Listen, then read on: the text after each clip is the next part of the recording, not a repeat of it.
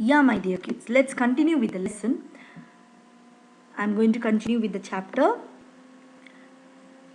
I made preparations to leave the town in a couple of days, leaving the engine to its fate with all its commitments. However, nature came to my rescue in an unexpected manner. You may have heard of the earthquake of that year, which destroyed whole towns in northern India. There was a reverberation of it in our town too. We were thrown out of our beds that night, and doors and windows rattled. Now, what does the author tell here? He says he decides to leave the village, and he decides let the engine go to hell with whatever it has to pay off. But then the nature comes to his rescue. How the nature helps him? There was a huge earthquake during those days in northern India, and that earthquake was felt in their village also, in their town also, wherein the earthquake threw them out of their beds and the doors and windows started shaking.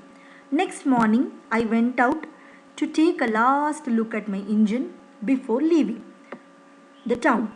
I could hardly believe my eyes. The engine was not there. I looked about and raised a hue and cry.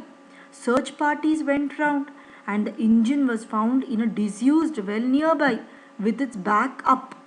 I prayed to heaven to save me from fresh complications.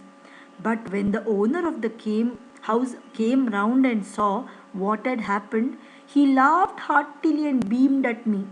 You have done me a service. It was the dirtiest water in that well, and the municipality was sending notice to close it week after week.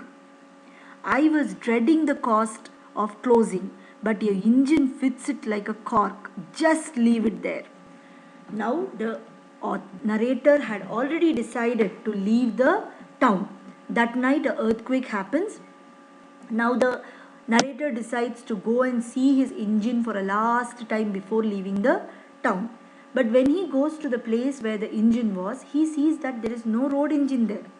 Then he is really shocked. He makes a hue and cry. Hue and cry means he makes a big noise telling, where is my engine?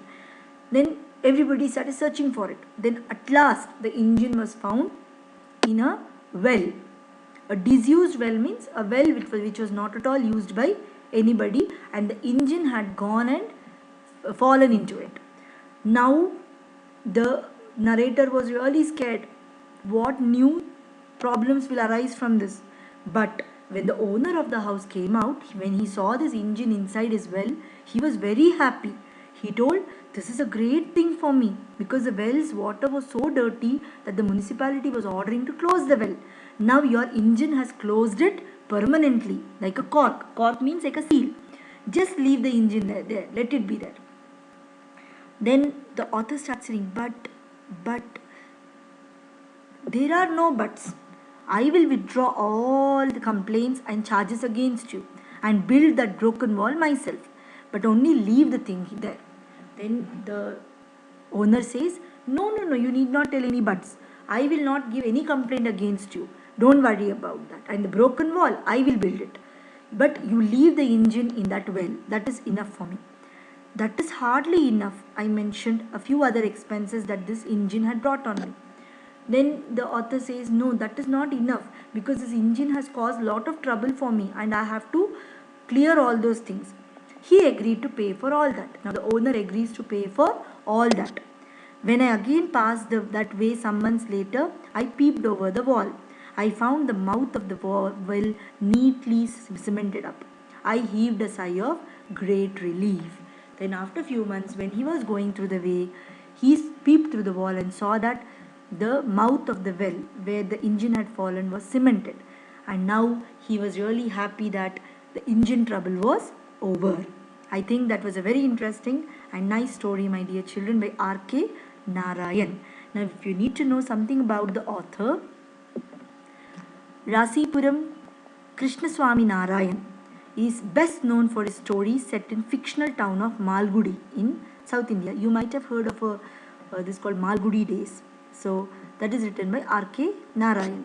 In a writing career of over 60 years, Narayan received his first major award from Sahitya Academy in 1958 for his novel The Guide, and was also honored with the Padma Bhushan in 1964. So this writer writes beautiful stories, and one such beautiful story was The Engine Trouble. I hope you have understood this story, my dear kids.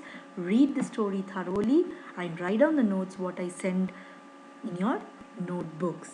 Thank you.